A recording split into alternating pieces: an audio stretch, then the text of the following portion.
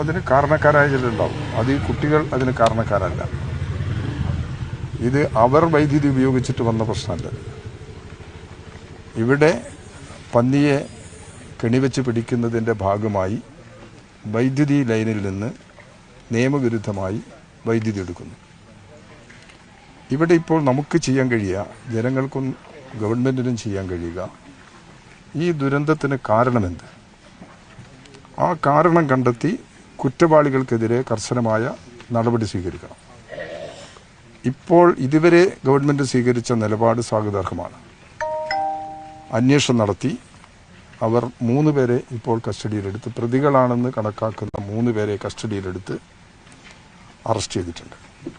അത് വളരെ ജാഗ്രതയോടുകൂടി ഗവൺമെൻറ് ഈ പ്രശ്നത്തിൽ നടപടിയെടുക്കുന്നു എന്നുള്ളതിൻ്റെ ഭാഗമാണ്.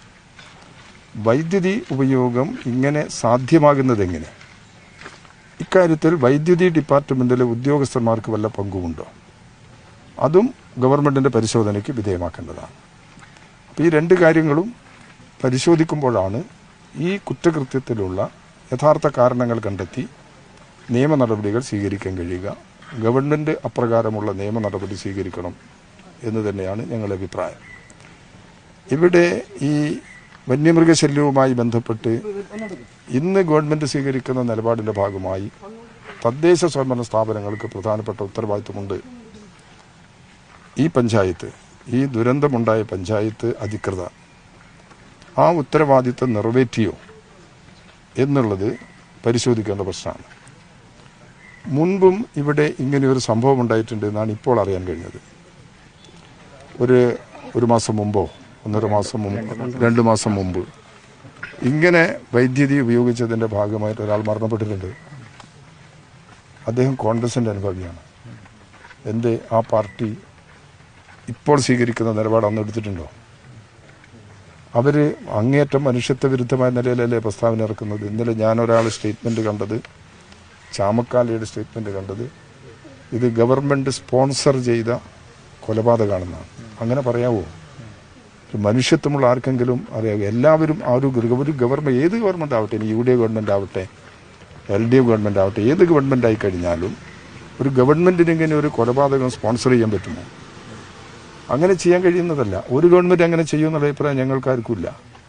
എന്തുകൊണ്ടാണ് ഇങ്ങനെ ഒരു നിലപാട്? ഇവിടെ ഇലക്ഷൻ നടക്കുക, എന്നാൽ പിന്നെ ഈ ഒരു ദാരുണ സംഭവം തെരഞ്ഞെടുപ്പിൽ എങ്ങനെ അനുകൂലമാക്കി മാറ്റാം? അത് അങ്ങേയറ്റം മനുഷ്യത്വ വിരുദ്ധമല്ലേ? അപ്പോൾ ഇങ്ങനെയൊക്കെ പ്രശ്നത്തെ സമീപിച്ചു കഴിഞ്ഞാൽ ജനങ്ങൾ നേരിടുന്ന ദുരന്തങ്ങൾക്ക് എന്താ പരിഹാരം? അപ്പോൾ ജനങ്ങൾ നേരിടുന്ന ദുരിതങ്ങൾക്ക് പരിഹാരം വേണം. ആ പരിഹാരത്തിന് എല്ലാവരും പിന്തുണ നൽകുക, എല്ലാവരും സഹായിക്കുക എന്ന രീതിയാണ് സ്വീകരിക്കേണ്ടത്. തീർച്ചയായിട്ടും ഈ പ്രശ്നത്തിൽ കേരളത്തിലെ ഗവൺമെൻറ് ന്യായമായ നിലപാടുകൾ സ്വീകരിക്കും.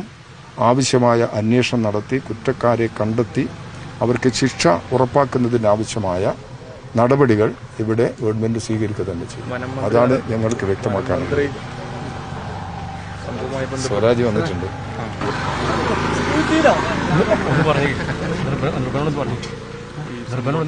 വനമന്ത്രി ഒരു പ്രസ്താവന നടത്തിയത് ഈ സംഭവത്തിന് പിന്നിൽ UDFന്റെ കോൺഗ്രസിന്റെ പ്രതിഷേധത്തിന് പിന്നിലൊക്കെ ഒരു സംശയമുണ്ട്. അറിയുന്നതിന് മുമ്പ് തന്നെ പ്രകടനം അത് പരിശോധിക്കട്ടെ. അത് LDFന്റെ നയമാണോ? അല്ല, അത് പരിശോധിച്ചിട്ട് അതിനെ സംബന്ധിച്ച് പറയാൻ പറ്റും. വനം വകുപ്പ് മന്ത്രി അദ്ദേഹത്തിന്റെ നിലപാട് സംസാരിച്ചു.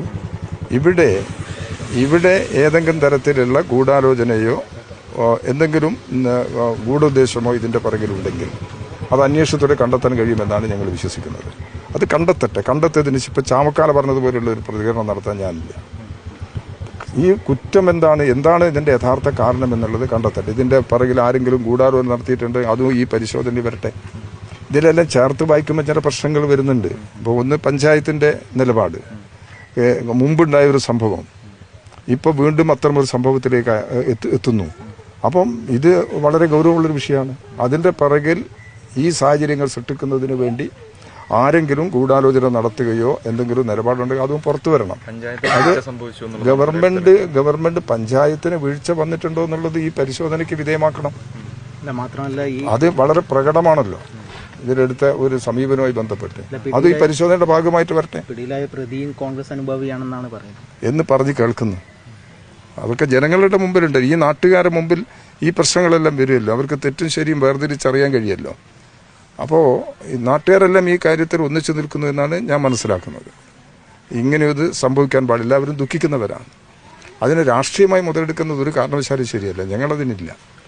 ഇലക്ഷന് ഇത് ഒരു ആയുധമാക്കുക എന്നുള്ളത് ഒരു കാരണവശാലും സ്വീകരിക്കാൻ പാടില്ലാത്തതാണ്. ഇത് ഏതൊരു കുടുംബത്തിലും ഏതൊരു മനുഷ്യനും ഇത്തരം പ്രശ്നങ്ങൾ വന്നു ചേരാം.